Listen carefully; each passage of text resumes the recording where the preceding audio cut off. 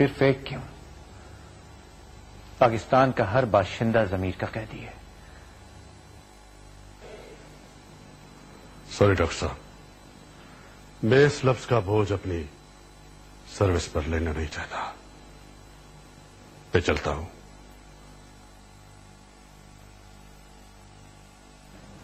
और हां खालिद साहब, एक बात का आपको ख्याल रखना है। मेरे जेलर साहब को सिर्फ 10 मिनट के लिए बाहर भेजा है। आपके पास सिर्फ 10 मिनट है। 10 मिनट में जो चाहे आप बातचीत कर सकते हैं। 10 मिनट के बाद मैं आपको वापस ले जाऊंगा। Take care.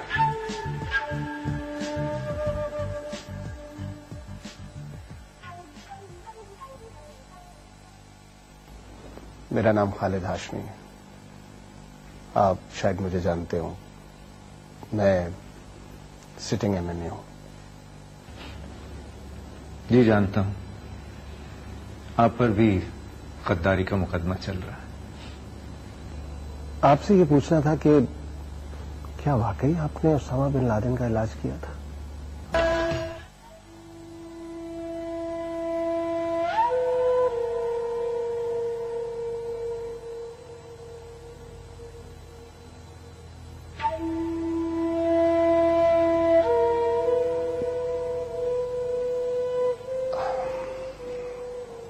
डॉक्टर साहब, मैंने आपके बारे में अखबारों में पढ़ा है। मैं आपसे कुछ पूछना चाहता हूं। आप मुझ पर एतमाद कीजिए। क्या एतमाद करूं? 636 मरतबा ये बयान मैं एजेंसियों को दे चुका हूं। आप भी सुन लें। मेरा ट्रायल तो चल रहा है। मैं ना तो आपका ट्रायल कर रहा हूं और ना आपका बयान ले रहा हूं। मैं तो पाकिस्तान के मसाइल को समझना चाह रहा हूं। मेरा नाम खालिद हाशमी है। आप शायद मुझे जानते हो। मैं सिटिंग एमएनए हूं। जी जानता हूं। आप पर भी गद्दारी का मुकदमा चल रहा है। अगर आप मुझ पर एतमाद करें तो मैं बात करूं। देखिए, मैं थक चुका हूं। प्लीज हाशमी साहब, प्लीज मुझसे आप कुछ मत पूछिए। मुझे तन्हा रहने दीजिए। जाइए यहां से, खुदा के लिए। डॉक्टर साहब, बंदा अकेला रह के कैसे थक सकता है?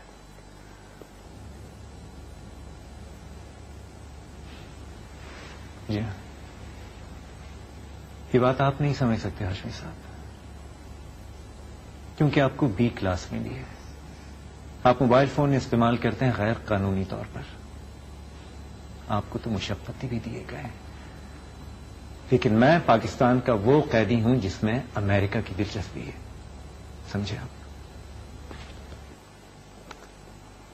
डॉक्टर साहब, मैं समझता हूं, मगर मैं आपसे कुछ बातें शेयर करने आया हूं। खुदा का शुक्र है कि मैंने पहले दिन जो बयान दिया था, आज भी वही दे सकता हूं। वही बात तो मैं आपसे शेयर करने आया हूं। दोनों सियासतदान लोग हर बात को कैश करते हो, लेकिन मैं कोई सियासतदान नहीं, प्रोफेशनल हूं, एक प्रैक्टिसिंग डॉक्टर और बस। मैं समझता हूं। देखिए, मेरे मुतालिक स्टोरीज में तमाम बातें मंजर आम पे आ चुकी हैं। क्या जानना चाहते हैं आप? मैं आपसे मिलना चाहता था, आपको देखना चाहता था, आपसे मिलके दिल का हाल बांटना चाहता था। अगर ये बात है तो बैठिए।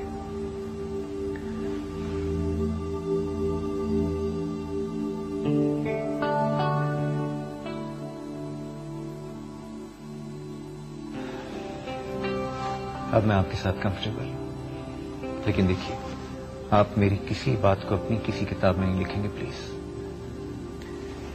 मैं समझता हूं, आप पर जो गुजरी उसकी कहानी आप खुद ही लिखेंगे।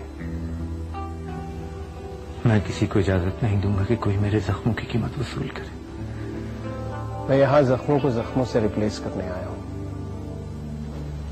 उनकी कीमत वसूल करने नहीं। I trust you. पता है हाशमी साहब, स्टूडेंट लाइफ में मैं आपके बारे में सोचता था कि आप एक धुआंधार मुकर्रर हैं और कोई भी आपको हाईजैक कर सकता। अब आपका क्या ख्याल है, मैं बिका या झुका? हाँ, हम जज्बाती नौजवान अच्छे इंसान थे, लेकिन अब तो जज्बाती इंसान पैदा ही नहीं होते।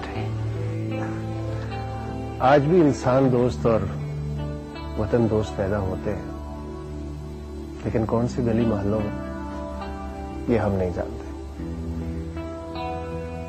हाँ, होंगे, लेकिन मैं तो पाकिस्तान का एक अदना सा खादिम हूं और बस। और मैं एक अदना सा कारकुन हूं। आपसे ये पूछना था कि क्या वाकई आपने उसामा बिन लादेन का इलाज किया था? ये बयान मैं 3600 दफा दे चुका हूं कि हाँ हाँ हाँ मैंने किया था उसामा बिन लादेन का इलाज। उसकी टांग में जख्म आया था। देखिए, मैं एक डॉक्टर हूं और ये मेरा मसला नहीं है कि मरीज कौन है, कहां से आया, दोस्त है या दुश्मन है। एक डॉक्टर सिर्फ इलाज करता है, बस।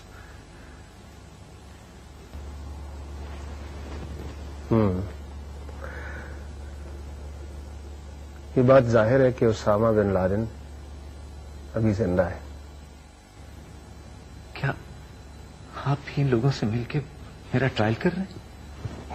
नहीं डॉक्टर साहब, नहीं, मैं आपका ट्रायल नहीं कर रहा हूं। तो फिर जाइए जाइए और अपने सेल में जाके आराम कीजिए,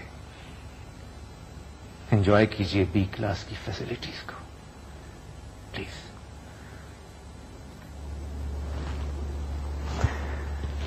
जाता हूं। लेकिन सुनिए, आप मेरी किसी बात को कैश नहीं करेंगे। नहीं करूंगा, अगर दोस्ती करेंगे।